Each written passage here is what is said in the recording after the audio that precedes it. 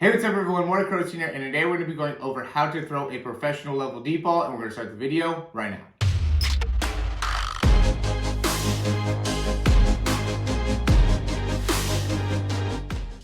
Alright, so as many of you guys know, it is super important to be able to throw the ball further, and that's really what we're going to go into here. And the big reason is because you could really add a lot more problems for a defense if you're able to throw the ball 60, 65 yards, just because now the defense has to be able to cover that amount of distance, even if you're not able to throw it accurately. And I understand the frustration because I was in your shoes when I was in high school, and I thought I was able to play at a really high level, 45 yards and under. And, to me, I was like, man, I could play a lot better than all these guys that could throw the ball a lot further than me, but they are getting more overall looks and, just getting recruited more at the next level. And I get it now because when you have that next level of arm strength, now you can really stretch out a defense. And then as you progress up through, and have different coaches, you're then able to get trained on accuracy and timing and things like that. But the big thing is that can you throw the ball 60 or 65 yards? So that ends up being a big part of really being able to get yourself from the next level, whether you're in youth, trying to go to high school going to college going to pros, whatever the case may be, you got to have the arm strength.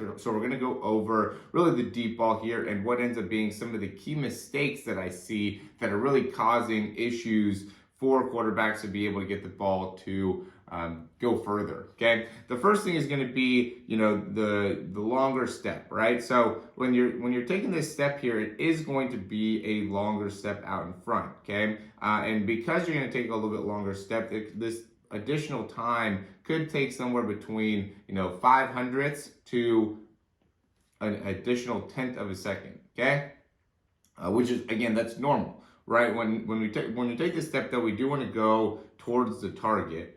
Okay, or towards where you're trying to throw. And the thing that ends up happening, though, is just because you take, an extra 0.05 is really closer to where you would want to be. Now, a lot of people end up taking an additional 1/10 to 0.2 of a second in their loading, right? And that ends up really throwing off the sequencing. And that's really the big thing, the big mistake that I see is the sequencing's off. Right, so when you're throwing the ball 25 yards, you're used to a certain type of sequencing. You're getting the foot down in the ground, you're getting the ball to be able to rotate and come up and through. But now, when the front shoulder ends up being raised, you got to load the ball a little bit lower, the foot takes a little bit longer step, the sequencing is off, right? It's not on the same time that you were beforehand. And now we got to be able to really work on being able to get a sequencing time that is able to get you to have, a far throw, 55, 60 yards. So the big thing is we want to be able to take a longer step, but still get that foot down quickly. Okay, we want to take a little bit longer load, but we still want to be able to drive that elbow through quickly. All right, so that ends up being, the big thing is that with the longer step, we still want to be able to drive our arm through quick. We don't want to get lost with that longer load, right? We don't want to end up having the ball drop down. I see that happen a lot, right? Where the front shoulder gets high and then the ball drops way down. Okay, we don't want to end up going through the double load, right? Because if you go and load and bring the ball down and then lift the ball up a lot from there, then again, that's going to take a lot of time. You want to be driving that elbow through quickly. You can see how fast Josh Allen is able to get this foot down and then drive the elbow through. So when he's opening up here, he's really quickly driving that arm through. So now by the time he's ready to get that full rotation in that front shoulder and that front hip, the elbow is coming through as well, and he's able to release from that standpoint, right? He could probably even release a little bit earlier in the throw, right? He might be a little bit delayed here, but he's still throwing the ball, 70 plus yards.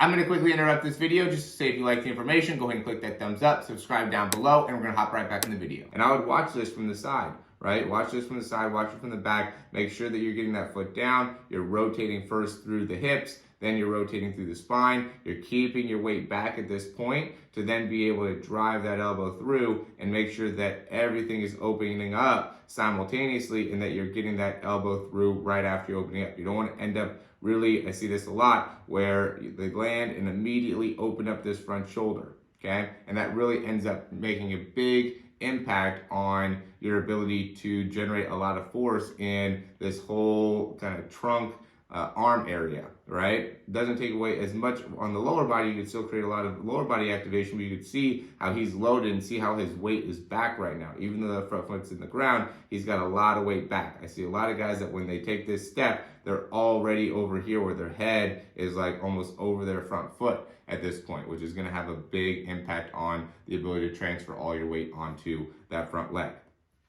All right, the next thing is going to be that weight shift, which we're going into now. And what happens here is that as you get this front foot down, we want to be able to get our weight shift coming forward and through, and it wants to be a continual weight shift. It doesn't want to be where you're end up stopping at the release, right? That's the most common thing I see, is that when you end up releasing the ball, you want to be continuing through the throw with your hip rotation and with your momentum. Okay, so after you release the ball, if you stop, right, you get here and then the ball comes out of your hand, then you stop that movement going forward. Now that's going to make a big impact on, again, how much force that you're able to create. Another thing that I see, and this is where you want to get a view from the back looking in, is that a lot of guys will end up falling off to the side as they're coming through, right? So when you take that front step, I'm a fan of taking the step a little bit over to the side, right? Not taking it straight through, and especially not taking it over to the side here where you're limiting your ability to get your hips through,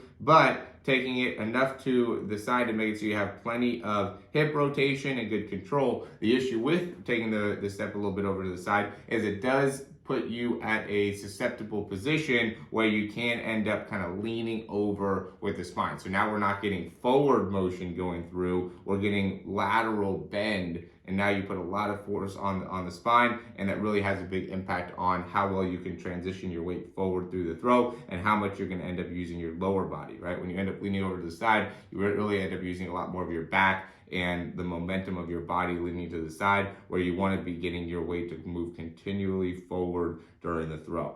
All right, and then the last thing is going to be the release point, right? So the release point is obviously going to be different here. I always am talking about how, you want to be releasing the ball with the nose of the football facing towards the target. And at this type of throw, this is going to be facing the target because it's a longer throw. So it's upwards like this. And the big thing that happens here, guys, is that as there's this transition phase, and this really happens in all areas of the throw, we go into this transition phase here, there's a little bit of the elbow kind of coming down, but when you come through, really losing that neutral wrist position, right? So right in here, it's critical to be able to maintain a strong wrist position in order to make it so you can throw the ball with a lot of velocity on it, okay? Because if you end up coming through here and the wrist is bent, right? Again, get video of yourself doing this. It's really easy to get video of yourself just throwing, especially nowadays. It's something that is such a reliable source of being able to really address your mechanics and make sure you're working on your mechanics and getting everything better. But, big thing is we want to get this wrist to a good neutral position, so then as our body weight is coming through, we're able to really create a lot of flick and action behind it. You can see how much force he puts behind his wrist as he's going through the throw. That ends up being really the key part. I know this is number 3, but if your release point is off, that makes it so now the whole entire throw is going to be compromised. So you want to make sure that you're getting that release and really wrist position in the right spot. But you can kind of see, where the throw is going to be based off of where that hand position is and where that wrist position is, right? If the ball, wrist, hand, if any of those are bent or, off track, then it really affects the entirety of the throw. And even the elbow, I'd say, could be a part of that as well. So, as much as this part of the throw, doesn't want to be the primary, source of force production, it is a very important part of force production, regardless of,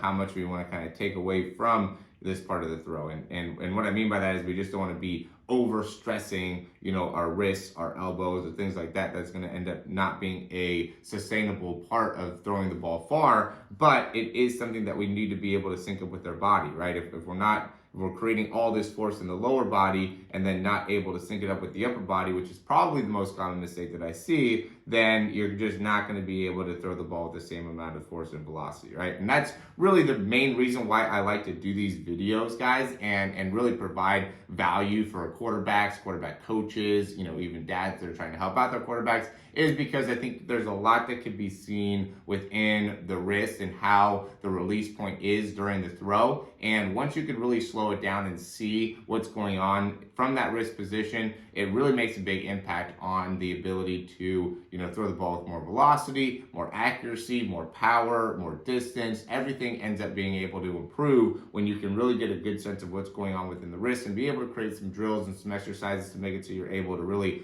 optimize what's going on within that particular joint. Because if you don't get the wrist right as a quarterback, it just is not going to be able to work out long term, right? You can end up doing okay and doing some good stuff at maybe the high school or even college level if you have a good enough size, but you're really not going to be able to go much further than that unless you get that wrist licked down. So it's super important for you guys to be able to understand how to utilize the wrist and also get video to make sure that you're actually seeing what it is that you're doing with the wrist, because there's no way you could actually see what's happening within the arm while somebody's throwing with just our eyes. You have to be able to take video of it in order to see the improvements, and that's where I think that us doing videos for a good amount of time has really provided a lot of value for people, is because we can really hone in on what's going on within the wrist and how we can address that moving forward. So as always, guys, thanks for watching. If you like the information, go ahead and click that thumbs up, subscribe to the channel. If you have any questions, comments, or recommendations, you can leave those down below. And like I was just talking about, I would highly recommend you guys checking out the description down below. We do have a 4-week breakdown as well as a in-season program. The 4-week program or the 4-week breakdown is going to just be unlimited breakdowns for 4 weeks. I think it is our most valuable thing that we offer overall, just because it's a quick fix type of a scenario. So if you need to get a little bit of information on certain parts of the throws and how we can address it and how you can fix it, then that would be the best option for you, just because now you could just go. It's $97. It's not a bad price point, and over 4 weeks, send it in as many breakdowns as you can to really address elbow, wrist, lower body, front arm, whatever the case may be. We'll be able to fix it, all of the above. I really want to be able to help as many quarterbacks as I can out, and that's really, the best way to be able to do that is through that 4-week program. So if you're really looking to see some improvements quickly, definitely check that out. If you want to get a little bit longer commitment and want to be able to, get more information about, reading defenses and, more Zoom sessions, more one-on-ones, things like that, the in-season program is more going to be something for you. That's going to be, again, a little bit longer overall, but it'll provide just that much more value and that much more one-on-one time with me,